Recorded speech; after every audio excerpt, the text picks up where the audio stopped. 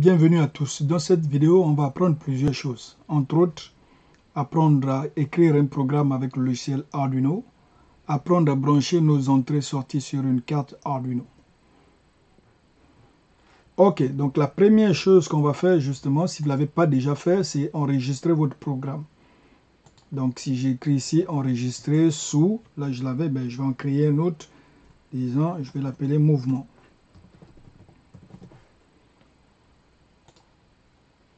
Donc ensuite de ça, on va se mettre des petits commentaires. Donc deux façons de faire des commentaires. Donc la première façon, si je fais ça, j'écris ce programme est un test. Donc là, ce que je viens de faire, c'est que je viens de mettre toute la ligne en commentaire. Donc la ligne qui suit ces deux slash ici va être en commentaire. Donc ça, c'est la première chose. Si maintenant je veux écrire un deuxième commentaire, ce programme, disons, est un test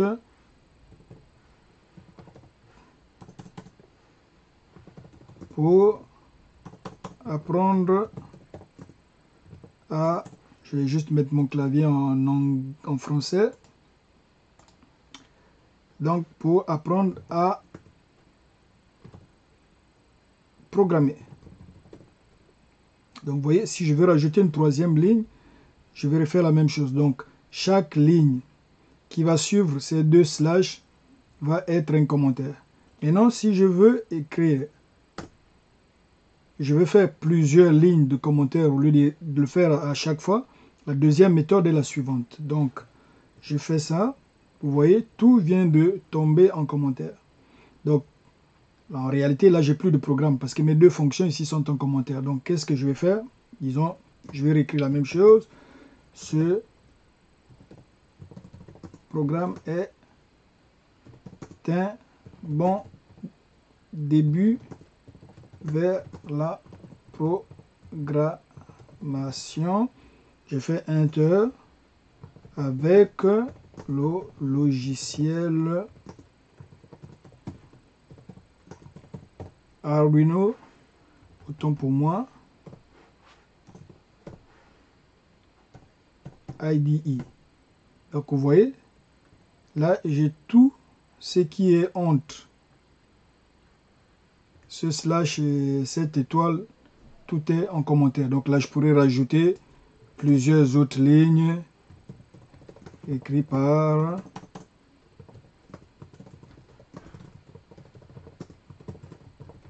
donc là je peux faire des commentaires comme ça au lieu de à chaque fois mettre deux slash. Donc ça c'est pour ce qui est de vos commentaires. Donc vous voyez, les deux façons ici sont donc bien valides.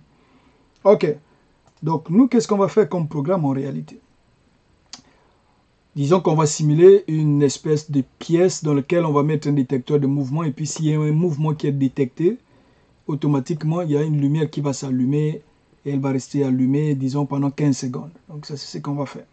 Effectivement, s'il n'y a pas de mouvement, il n'y a pas d'allumage de lumière. Donc la première chose qu'on va faire, c'est que je vais faire la déclaration de mes variables ici. Là. Donc la première variable que je vais déclarer, je vais dire donc de type entier, integer, et je vais l'appeler donc mouvement ou détecteur, mouvement, disons état. Donc l'état de mon détecteur de mouvement. Et que là, je vais l'initialiser à 0. Donc ensuite, je veux me créer deux autres variables. Donc une que je vais appeler donc, disons, je vais l'appeler, tiens, lumière. Donc là, je vais dire à mon logiciel où est-ce que sur la carte je vais brancher ma lumière. Donc là, je vais dire, ok, je vais le mettre sur la pin numéro 11. Donc on n'oublie pas le point virgule. Ensuite, je vais me faire une autre variable que je vais appeler donc détecteur.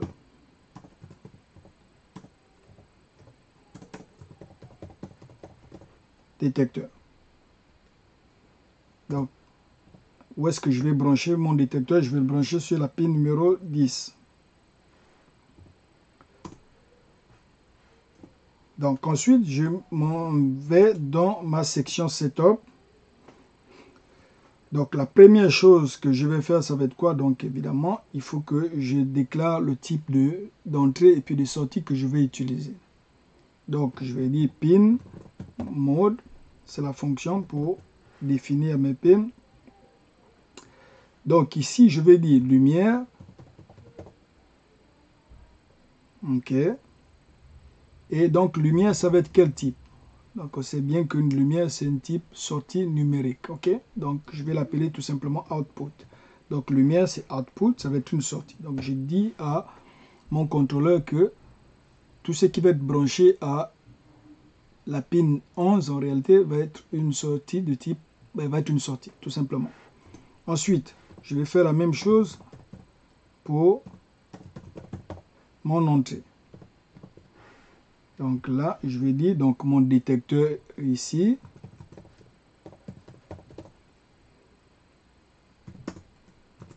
Donc ça va être une input, donc une entrée. Ensuite, qu'est-ce que je vais rajouter dans ce top également? Donc je vais tout simplement initialiser ma variable détecteur de mouvement, dans l'état de mon mouvement. Je vais mettre à 0. Disons que dès le départ, je vais exiger qu'il n'y a pas de mouvement. Je prends pour acquis qu'il n'y a pas de mouvement. Donc je dis détecteur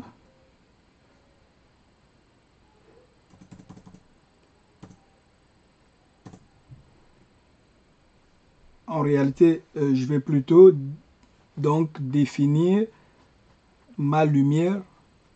Je vais mettre ma lumière en réalité à 0. C'est la lumière que je vais. Donc je vais m'assurer que dans la pièce au départ, il n'y a pas de mouvement. Donc par extension, la lumière est éteinte. Donc je peux mettre, c'est optionnel dans le fond là, mais je vais juste m'imposer le fait que d'entrée de jeu, la lumière est éteinte, je n'ai aucun mouvement. Donc je vais dire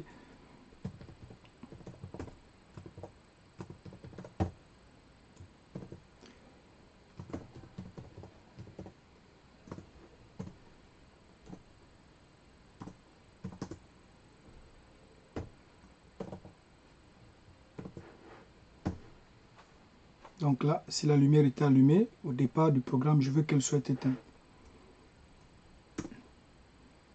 Ok, donc pour le moment, ça va être tout dans ma fonction setup. Maintenant, si je m'en vais à ma fonction loop. Donc la première chose que je vais faire, évidemment, c'est quoi? C'est que je vais lire l'état de mon détecteur de mouvement.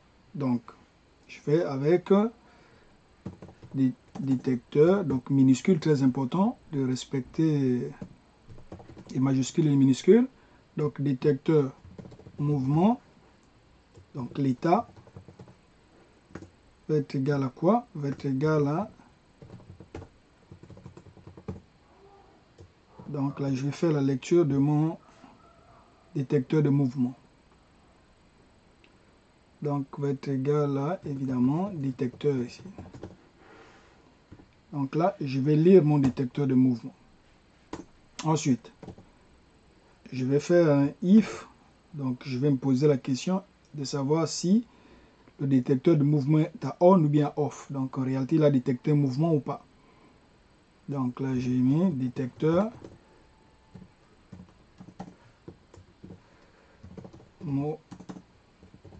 mouvement état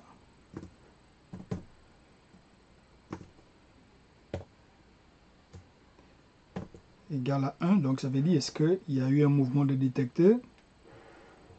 Je vais faire une accolade. Donc, s'il y a un mouvement qui est détecté, qu'est-ce qu'il va faire? Donc, s'il détecte un mouvement, il va faire quoi? Donc, il va allumer la lumière. On est d'accord avec ça là? Donc, lumière.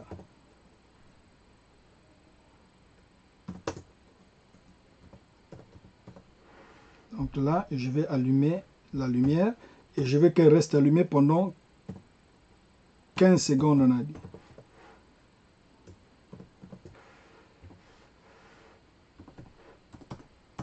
Donc là, je mets 15 000. Donc, ce n'est pas 15 000 secondes, c'est 15 secondes. C'est parce que la fonction délai admet un paramètre qui est en millisecondes. Donc, c'est 15 000 millisecondes qui font 15 secondes.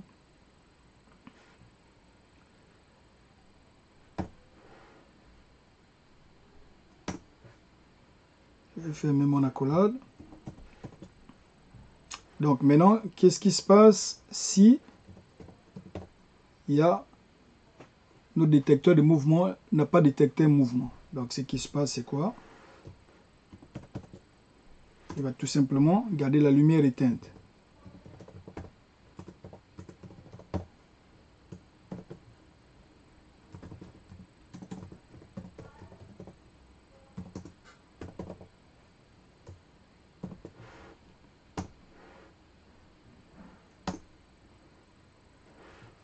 Je ferme mon accolade, très important. Ok. Donc, là, je viens donc de finir mon petit programme.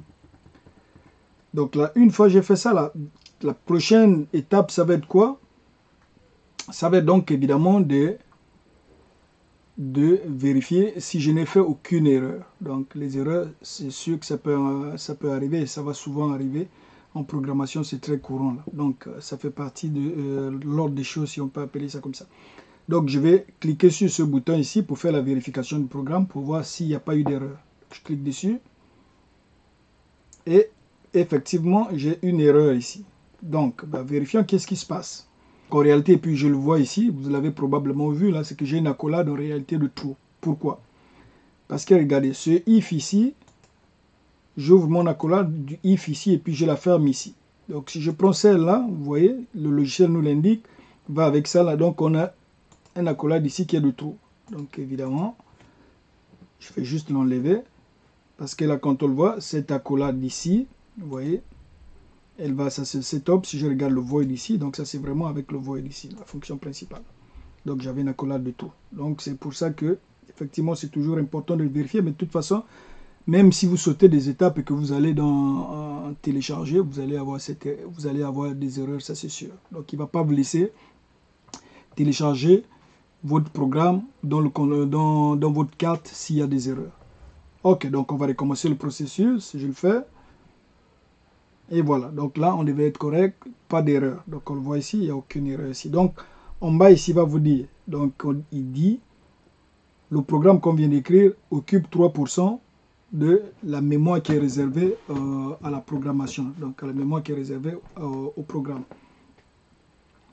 Donc ça fait 1068 bytes sur un maximum de 32 256 bytes. Donc il nous en reste encore pas mal d'espace pour pouvoir écrire des programmes plus gros là. Donc évidemment, ça c'est le pourcentage des variables globales ici qui occupent 9 bytes. Ok, donc une fois on a fait ça, on est proche de télécharger notre programme dans notre carte. Donc la prochaine étape, ça va être quoi? Donc ça va être Tool, et puis il va falloir que je choisisse donc la carte qui est compatible avec en réalité, il faut que je choisisse le type de carte que j'utilise. Donc je vais dans Arduino Board. Si je vais ici, donc dans Arduino Board ici, je sais que la carte qui est compatible, donc la carte avec laquelle on travaille, c'est compatible avec Arduino Uno. Donc là, c'est déjà choisi, fait que je peux le laisser comme ça. Ensuite, l'autre chose que je dois faire, c'est quoi? C'est regarder le port de communication. Là, c'est très important aussi. Donc, si vous n'avez pas le bon port de communication, évidemment, donc votre ordinateur ne peut pas communiquer avec votre carte électronique, donc avec votre Arduino ou bien carte Arduino compatible. Donc c'est très important d'avoir le bon port. Donc ici, moi je sais que le mien c'est COM4. Donc ça je le sais, mais si vous ne le savez pas, disons, il y a deux façons de le savoir en réalité. Donc la première chose c'est que, disons que vous n'avez pas encore branché votre carte électronique, donc votre carte Arduino à votre ordinateur. Donc vous pouvez juste venir cliquer sur comme ici, vous regardez, vous avez admettons deux ports qui s'affichent et une fois vous branchez votre carte, vous revenez sur Tools et comme ici, vous verrez qu'il y a un troisième port qui vient d'apparaître. Donc en ce moment, vous saurez que c'est le bon port. Ben, si admettons que vous aviez déjà connecté votre carte et tout, ben, vous faites juste vous regardez les ports qui sont disponibles ici, qui sont présents. Ensuite, vous retirez votre carte électronique, vous regardez à nouveau, vous revenez à nouveau ici, vous allez voir qu'il y a un port qui n'est pas là, donc c'est celui-là le bon port. C'est des petits trucs comme ça là pour pouvoir déterminer le port, parce que si vous n'avez pas le bon port, évidemment, la communication ne peut pas s'établir entre votre ordinateur et puis votre carte. Ok, donc une fois on a choisi ça, par défaut, le reste devait être correct.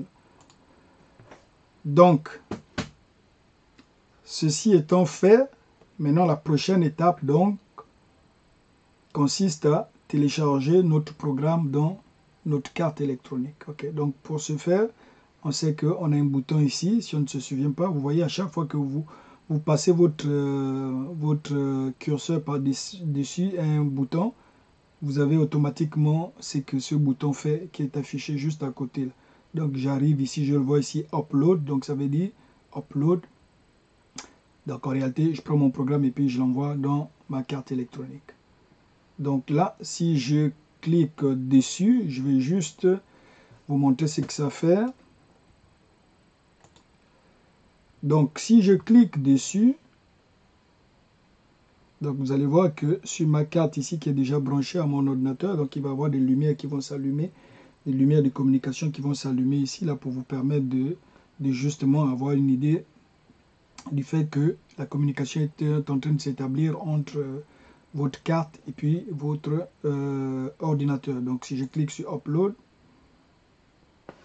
donc là on le voit ici, là j'ai mes lumières chargées de me dire qu'il y a communication entre l'ordinateur et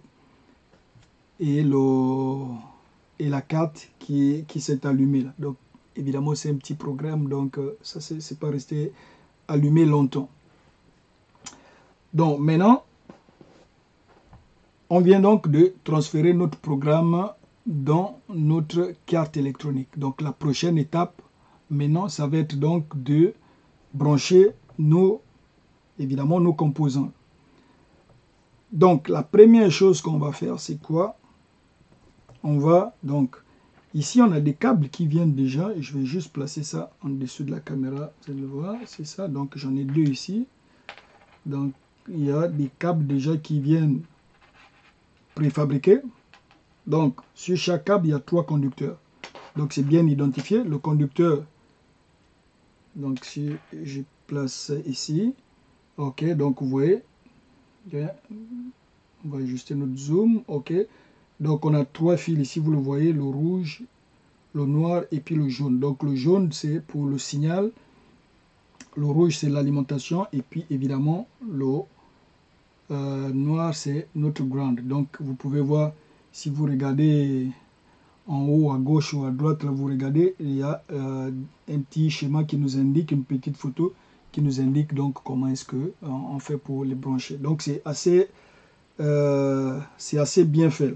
Donc je prends ici, je vais commencer par mon détecteur, on est d'accord. Donc je vais prendre mon détecteur ici et si le zoom me le permet ici, voilà, vous voyez, vous avez S, vous avez V et puis vous avez G. Donc G c'est notre ground, V c'est notre VCC, donc ground c'est pour le noir, V c'est rouge, VCC, et puis le jaune, donc il y a le S qui va être le signal. Donc là, je le prends.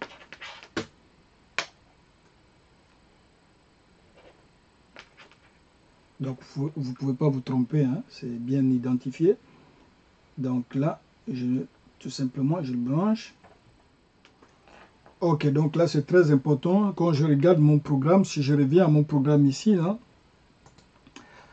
donc la lumière, elle est bien branchée à la pin numéro 11. Donc c'est très important. Donc je vais regarder ici sur ma carte. Et puis je vais donc la mettre à la pin numéro, si on regarde ici, je vais donc la mettre, la lumière, à la pin numéro 11. Donc la pin numéro 11, je regarde ici, elle est bien là. Donc c'est très important de respecter la polarité ici. Ok, ça c'est fait. Donc la lumière à l'entrée numéro, ou du moins à la pin numéro 10, qui est en réalité une sortie. Parce que c'est comme ça qu'on l'a programmé. Donc ensuite, si je regarde ici, donc pour ce qui est de mon détecteur de mouvement. Donc, j'ai bien branché, je l'ai bien branché. Si on revient à mon programme ici, je reviens à mon programme ici. Donc, je me rends bien compte que l'entrée qui est mon détecteur de mouvement, je l'ai branché donc à l'entrée numéro 10. Donc, c'est juste celle proche de ma sortie numéro 11 ici. Ben, on va mieux le voir ici. OK. Donc là, OK. Donc, on a 11 qui est déjà ici. Donc, 10, il est juste à côté, évidemment. Donc, c'est toujours le ground et puis le VCC ensuite. Donc, là, oh, vous voyez la lumière vient de s'allumer. On vient donc évidemment, là, je viens de détecter le mouvement et je vais juste zoomer de telle sorte à vous montrer la lumière ici. Et puis évidemment, on va monter le détecteur de mouvement ici. Donc pendant 15 secondes, on a la lumière qui va être allumée. Je vais juste m'assurer de bien zoomer ici et pour que vous puissiez voir le détecteur de mouvement également ici. Là. OK. OK. Donc là, on va laisser 15 secondes. Vous allez voir, après 15 secondes, donc la lumière va s'éteindre. Et puis après, on va faire un autre test pour voir. Donc là, plus de mouvement dans la pièce. Et puis là, on arrive et voilà. Donc le mouvement est détecté. Tout de suite, la lumière s'allume. Là encore, elle va rester allumée pendant 15 secondes. Et elle devait s'éteindre sous peu. OK, donc 15 secondes plus tard, la lumière est éteinte. On peut refaire encore un autre test si vous voulez. Donc, si je repasse ma main ici, et voilà, la lumière vient de s'allumer. Donc, on vient de réussir notre premier programme.